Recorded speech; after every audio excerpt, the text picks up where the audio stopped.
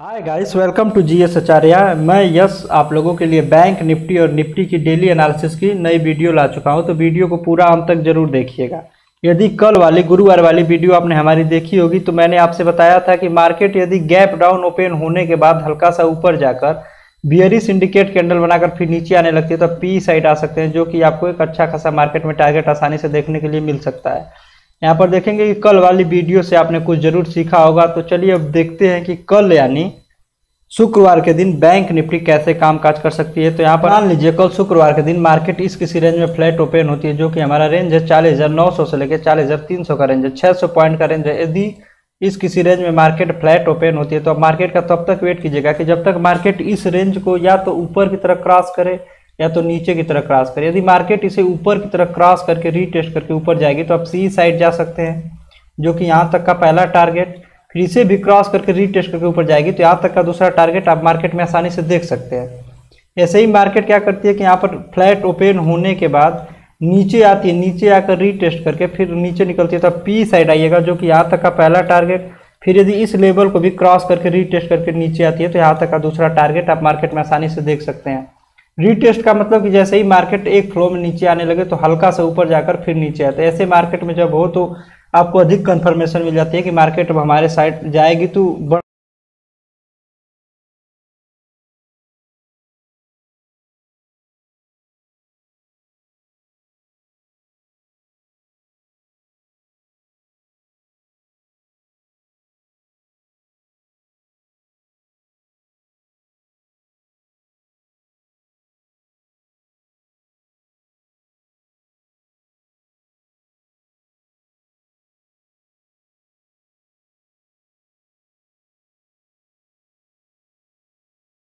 बुल्लिश syndicate candle बनाती है। जैसे मान लीजिए हैमर बनाती है, बुल्लिश पिन बार बनाती है, बुल्लिश कैंडल बनाती है, उसके साथ एक हरी बुल्लिश कैंडल इसका सपोर्ट देती है तो आप सी साइड जा सकते हैं, जो कि यहाँ तक का पहला टारगेट। इसे भी क्रॉस करके रीटेस्ट करके ऊपर जाएगी तो यहाँ तक का दूसरा टारगेट आप मार्केट में आसानी से देख सकते हैं। यदि मान लीजिए कल बैंक निफ्टी गैप डाउन इस किसी रेंज में ओपन होती है, जो कि हमारा रेंज है 40,400 से लेकर 40,000 का रेंज है। यदि बैंक निफ्टी गैप डाउन इस रेंज में ओपन होती है तो आप मार्केट का तब तक वेट कीजिएगा कि जब तक मार्केट इसे ऊपर की तरफ क्रॉस करके रीटेस्ट करके ऊपर ना निकले। जैसे ही मार्केट इसे ऊपर की तरफ क्रॉस करके रीटेस्ट करके ऊपर जाने लगे तो आप सी साइड जा सकते हैं, जो कि यहाँ तक का पहला टारगेट। फिर इसे भी क्रॉस करके रीटेस्ट करके ऊपर जाएगी तो यहाँ तक का दूसरा टारगेट मार्केट में आप आसानी से देख सकते हैं। ऐसे ही मार्केट गैप डाउन ओपन होने के बाद इस रेंज में इसे नीचे की तरफ क्रॉस करके रीटेस्ट करके फिर नीचे जाएगी तो आप पी साइड जाएंगे, जो कि यहाँ तक का पहला टारगेट। फिर इसे भी क्रॉस करके रीटेस्ट करके नीचे आएगी तो यहाँ तक का दूसरा टारगेट, जो कि छोटे छोटे टारगेट हैं, क्योंकि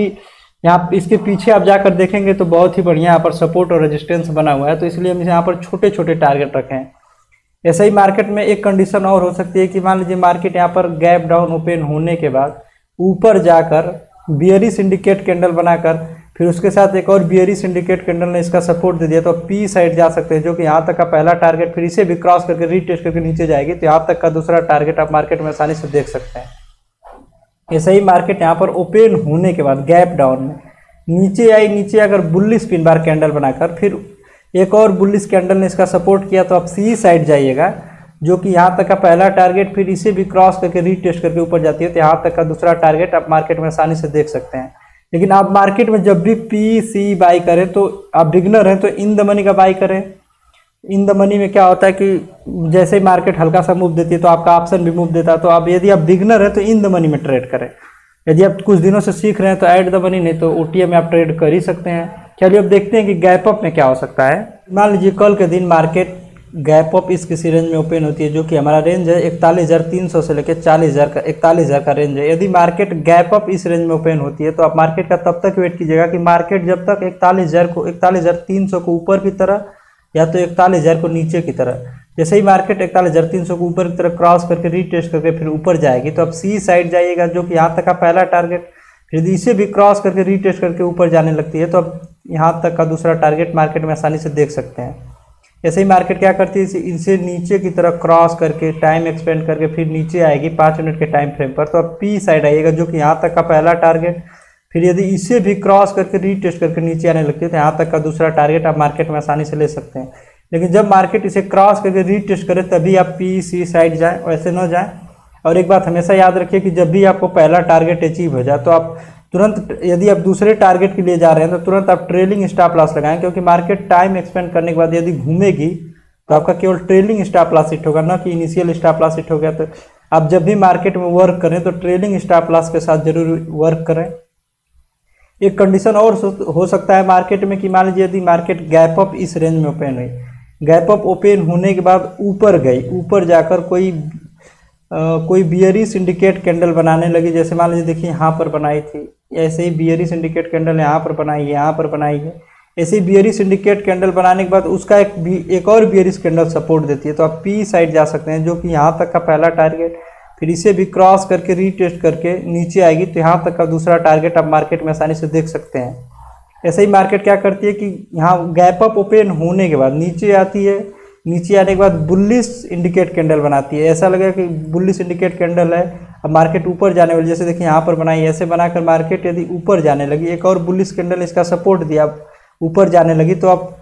सी साइड जा सकते हैं, जो कि यहाँ तक का पहला टारगेट, फिर यदि इसे भी क्रॉस करके रीटेस्ट करके ऊपर निकलती है तो यहाँ तक का दूसरा टारगेट मार्केट में आप आसानी से देख सकते हैं। तो लेकिन जब भी आप ट्रेड करें तो जब सेटअप तैयार हो जाए तब ट्रेड करें, पहले ट्रेड न करें। जब आप ट्रेड करें तो जब आपको पहला टारगेट मिल जाए तो तुरंत ट्रेलिंग स्टॉप लॉस लगा लें, क्योंकि ट्रेलिंग स्टॉप लॉस लगाने से आप सेफ रहकर ट्रेड कर सकते हैं। चलिए अब देखते हैं कि निफ्टी कल यानी शुक्रवार के दिन कैसे कामकाज कर सकती है। यहाँ पर देखेंगे आप लोग तो हमारा निफ्टी का चार्ट लगा हुआ, निफ्टी 50 5 मिनट का टाइम फ्रेम है, जो कि इंट्राडे के लिए बेस्ट होता है। तो चलिए हम देखते हैं कि कल के दिन निफ्टी कैसे कामकाज कर सकती है। तो हमारा देखिए, यदि निफ्टी इस किसी रेंज में फ्लैट ओपन होती है तो आप तब तक वेट कीजिएगा कि जब तक इस रेंज को या तो ऊपर की तरह ना क्रॉस करे या नीचे की तरह ना क्रॉस करे। यदि इसे ऊपर की तरफ क्रॉस करके रीटेस्ट करके ऊपर जाएगी तब आप सी साइड जा सकते हैं, जो कि यहाँ तक का पहला टारगेट, फिर यदि इसे भी क्रॉस करके रीटेस्ट करके ऊपर जाती है तो यहाँ तक का दूसरा टारगेट आप मार्केट में आसानी से देख सकते हैं। ऐसे क्या होता है कि इसे नीचे की तरफ क्रॉस करके रीटेस्ट करके फिर नीचे आने लगती है तो यहाँ तक का पहला टारगेट, फिर यदि इसे भी क्रॉस करके रीटेस्ट करके नीचे जाएगी तो यहाँ तक का दूसरा टारगेट आप मार्केट में आसानी से देख सकते हैं। लेकिन निफ्टी जब तक इस रेंज में फंसी रहेगी तब तक आप ट्रेड न कीजिएगा, किसी एक साइड ऊपर की तरफ क्रॉस करने दीजिएगा। नहीं तो एक कंडीशन और हो सकता है कि यहाँ पर निफ्टी ओपन होने के बाद ऊपर जाकर बियरिश इंडिकेट कैंडल बनाकर फिर नीचे आने लगे, तब आप पी साइड आ सकते हैं, जो कि यहाँ तक का पहला टारगेट, फिर यदि इसे भी क्रॉस करके रीटेस्ट करके नीचे आएगी तो यहाँ तक का दूसरा टारगेट आप मार्केट में आसानी से देख सकते हैं। ऐसे ही क्या होता है कि यहाँ पर ओपन होने के बाद नीचे आती है, नीचे आकर बुलिश इंडिकेट कैंडल बनाती है, फिर एक और कैंडल उसका सपोर्ट देती है, तो आप सी साइड जा सकते हैं, जो कि यहाँ तक का पहला टारगेट, फिर इसे भी क्रॉस करके ऊपर जाएगी तो यहाँ तक का दूसरा टारगेट आप मार्केट में आसानी से देख सकते हैं। लेकिन जब भी आप काम करें तो सेटअप तैयार हो जाने के बाद काम करें, पहले काम न करें। तो चलिए देखते हैं कि Nifty gap up gap down में कैसे कामकाज कर सकती है। यदि मान लीजिए कल निफ्टी गैप डाउन इस किसी रेंज में ओपन होती है, जो कि हमारा रेंज है 17,600 से लेकर 17,500 का रेंज है। यदि निफ्टी गैप डाउन इस रेंज में ओपन होती है तो आप तब तक वेट कीजिएगा कि जब तक इसे मार्केट ऊपर की तरफ क्रॉस करके रीटेस्ट करके ऊपर ना निकले। जैसे ही मार्केट इसे ऊपर की तरफ क्रॉस करके रीटेस्ट करके ऊपर निकलती है तो आप इन द मनी का सी साइड खरीद कर यहाँ तक का पहला टारगेट, फिर इसे भी क्रॉस करके रीटेस्ट करके ऊपर जाती है तो यहाँ तक का दूसरा टारगेट आप आसानी से देख सकते हैं। लेकिन जब भी आपको पहला टारगेट मिले, मैं आपको बार बार बता रहा हूँ कि जब आप मार्केट में दूसरे टारगेट के लिए जाएं तो जैसे ही आपको पहला टारगेट मिले तो आप तुरंत ट्रेलिंग स्टॉप लॉस का यूज करें। ऐसे ही क्या होता है कि निफ्टी यहाँ पर ओपन होने के बाद गैप डाउन में इसे नीचे की तरफ क्रॉस करके रीटेस्ट करके टाइम एक्सपेंड करके फिर नीचे निकलती है तो यहाँ तक का पहला टारगेट, फिर यदि इसे भी क्रॉस करके रीटेस्ट करके नीचे आने लगती है तो यहाँ तक का दूसरा टारगेट आप आसानी से देख सकते हैं। नहीं तो एक कंडीशन और क्या हो सकती है कि मान लीजिए यहाँ पर गैप डाउन ओपन होने के बाद नीचे आई, नीचे आकर वही बियरिश इंडिकेट के बुलिश इंडिकेट कैंडल बनाने के बाद फिर ऊपर जाने लगी, तब आप सी साइड जा सकते हैं, जो कि यहाँ तक का पहला टारगेट, फिर इसे भी क्रॉस करके रीटेस्ट करके ऊपर जाएगी तो यहाँ तक का दूसरा टारगेट आप आसानी से देख सकते हैं। ऐसे ही क्या करेगी कि यहाँ पर ओपन होने के बाद ऊपर गई, ऊपर जाने के बाद कोई बियरिश इंडिकेट कैंडल बनाने लगी, तब आप पी साइड आ सकते हैं, जो कि यहाँ तक का पहला टारगेट, फिर यदि इसे भी क्रॉस करके रीटेस्ट करके नीचे आई तो यहाँ तक का दूसरा टारगेट आप आसानी से देख सकते हैं।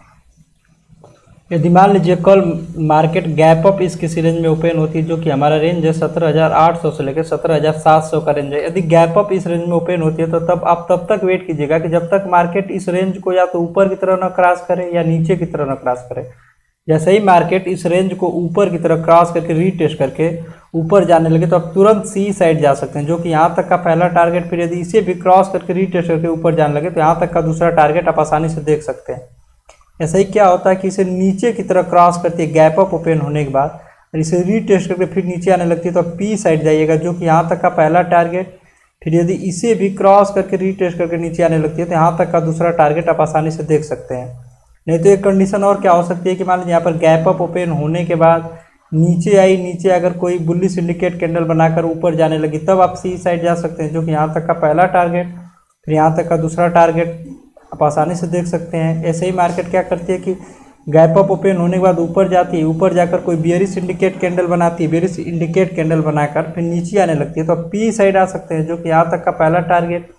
फिर इसे भी क्रॉस करके रीटेस्ट करके नीचे आती है तो यहाँ तक का दूसरा टारगेट आप मार्केट में आसानी से देख सकते हैं।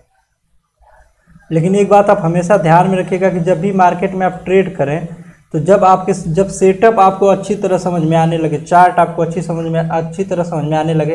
तब ट्रेड करें, ना कि पहले ही ट्रेड करने लगे। जब ऐसा लगे कि चार्ट आपको समझ में आने लगा है तब ट्रेड कीजिए आसानी से। यदि आपको वीडियो अच्छी लगी हो तो हमारे वीडियो को लाइक करें, चैनल को सब्सक्राइब करें। आप हमारे टेलीग्राम चैनल को ज्वाइन कर सकते हैं, जिसका लिंक वीडियो के डिस्क्रिप्शन में है, जहां पर अभी 110-111 सब्सक्राइबर हैं। तो आप हमारे टेलीग्राम चैनल पर भी ज्वाइन कर सकते हैं, जिसका लिंक वीडियो के डिस्क्रिप्शन में है।